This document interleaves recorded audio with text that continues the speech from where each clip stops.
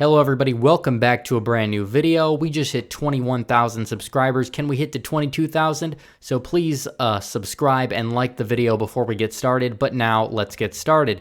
How Donald Trump could lose and why he needs to win decisively. A lot of people aren't talking about this. Everybody talks about paths to 270. If you get 270 electoral votes, you're going to win. Well, I'm going to show you the most likely pathway of Donald Trump to lose the election, in my opinion.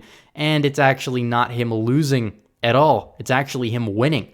But I'll fill out the map. I'm going to show you exactly what the map is going to look like here if Donald Trump manages to actually win and still lose. So I'll explain to this how this can happen. You'd have to assume he would win the 260 firewall that I really can't see him getting under unless Arizona happens to flip blue, which I don't think that this cycle it will. I think possibly next cycle, if Republicans don't get their act together in the Southwest, it could be an issue, but you're already to 260. Now here's what would happen. Donald Trump would win the state of Wisconsin. In this case, he would get his 270 electoral votes needed to win the White House. Democrats would run the table.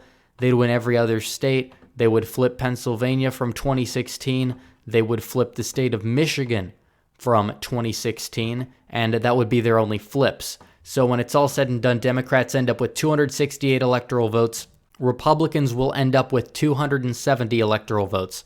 Okay, now may you ask, well, Trump's president. That is technically true. However, any faithless elector, which I think a lot of people aren't looking at this. Faithless electors are people that go to vote in the Electoral College and do not vote for the president. One vote could swing it to a 269 tie and throw the election in the hands of the House of Representatives. This is a problem. If one electoral vote goes and turns into a Democrat, it's a tie. If they just vote for another Republican, a rhino gone rogue, it would also end in a 269 to 269 tie. That would give it to the House of Representatives. Even if Republicans take back the House, they might not have a majority in each state for it to be able to happen. And there's also globalist rhinos who will break the mold and vote against Trump getting a second term to save their own ass, to save the establishment, to save the people that Trump is out there to expose and will expose in his second term. So already you have it 270, 268. Trump's going to have to do better than this. Trump will have to win the state of Michigan, which I believe he will. I don't believe Trump will get 270. I think he'll get more than 270. If you ever just drive through this state of Michigan, you will clearly tell that there's just no way Trump is going to lose. There's no way he'll lose the Rust Belt again, or he'll lose the Rust Belt like it was even in the midterms. But even if he wins Michigan and loses Wisconsin, he's still not close enough. 7 faithless electors. I think there were 6 or so faithless electors for Hillary Clinton last time around. That was on the Democrat side. So you're definitely going to have to win convincingly for sure. You could say Republicans lose Arizona and then win Michigan. That would not be enough. They would have to win Pennsylvania at that point. That still wouldn't be enough. But I think that they're going to win Arizona. It's going to be tighter than people anticipate, but he's going to win it anyways. Republicans didn't put a whole lot of effort there last time, and Sinema was a relatively moderate candidate. But 306 to 232 was good enough for Trump because it was decisive enough that they did not have a faithless elector that flipped. Obviously, in the state of Wisconsin, that could have happened last time.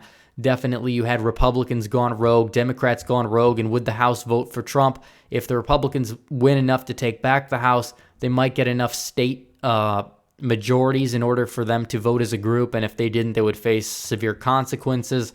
Also, they would really have to make sure that the Republican electors would be unified, or they could throw them out. They did that in a couple of states last time around. It's very possible that they would do that if that was the case in 2020. I'm not necessarily sure that they would let the Democrats walk all over the Republicans. I'm not necessarily sure that they would just let the election be handed to the House of Representatives, especially if there was no way that the Republicans would be able to win.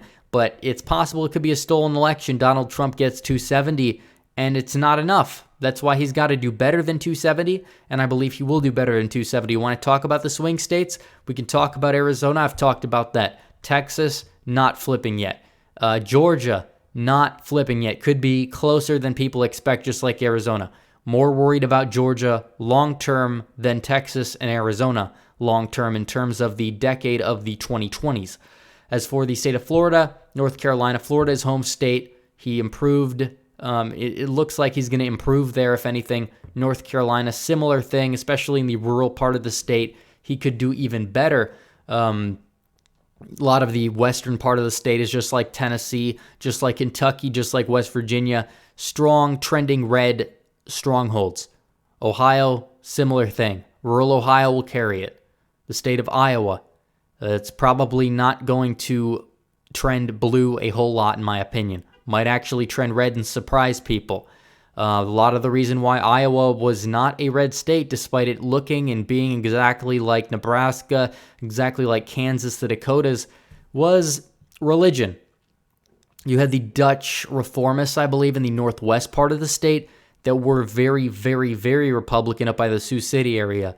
But you had a lot more secular Christians throughout the rest of the state in comparison to places like Missouri, Kansas, Nebraska. However, the Republican Party has kind of moved a little bit less towards that. They've retained the support of the evangelicals based on the fact that they have the same principles, but Donald Trump was able to appeal to a much broader demographic, people that might not be super religious, of a new array of farmers, economic populism, and Iowa's doing, well, maybe not as good as Wisconsin or Michigan, but Iowa's doing better, I guess you would say. Especially even with the trade war, even with the UAW strikes, not too many jobs were lost, and a lot of people are seeing wage increases in the blue-collar class for the first time in years. I saw the chart in the other video I did on the economy, and you even had people that were in the center, people that were Democrats saying, well, I really thought it was Obama's economy before I saw this, but this is just, this is a undeniable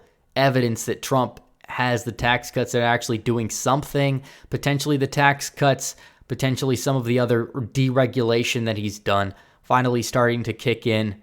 The trickle-down euphemism is apparently actually working if you look at these charts, as wages are growing faster for the bottom 20% as they are compared to the others. It's much deeper than unemployment numbers, which, in my opinion, don't really matter much. They're a good talking point for beginners, but a lot more matters, and the other stuff that's mattering starting to look good.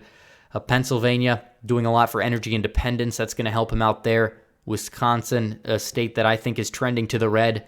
Even U.S. Elections Atlas believes he'll win Wisconsin, and the 270, 268 was actually the aggregate of U.S. Elections Atlas's prediction. At least it was a week ago. I'm not sure if it is today, but it looks like even the left is coming around to a Trump victory, even if the narrow one, especially through the state of Wisconsin. Minnesota's possible pickup, it's still going to be a long way away, but you have a lot of people there upset with the way things are running. The western part of the state is definitely trending in the Republican direction. Not much of a difference between rural Minnesota and rural North Dakota and South Dakota, but is there going to be enough people there to make up the difference? Trump lost it narrowly. Trump lost New Hampshire by 3,000 votes. State of Maine, Trump lost it, I believe, by, was it 18,000 votes? So he's going to probably try to campaign in those states, and it would absolutely be something if he was able to win those, and definitely we'll see what happens. Michigan is a state it's just perfectly laid out for Trump, talking about the auto industry, coming down to Michigan, having a very big rally in a city that doesn't have too many people. It's not like his rally down in Cincinnati, but he's able to draw 40,000 people anywhere. He could go to the middle of nowhere, and he would do well. In fact, his rallies are good for the economy of some of these places because so many people will travel to see him, and they'll shop at all the businesses. So him campaigning actually will help out the economy a lot. If I was him, I would tote that as a talking point. Virginia, a lot of people upset there. Could get closer than expected, but at the same time, Virginia, the northern part of the state is just the stronghold for it.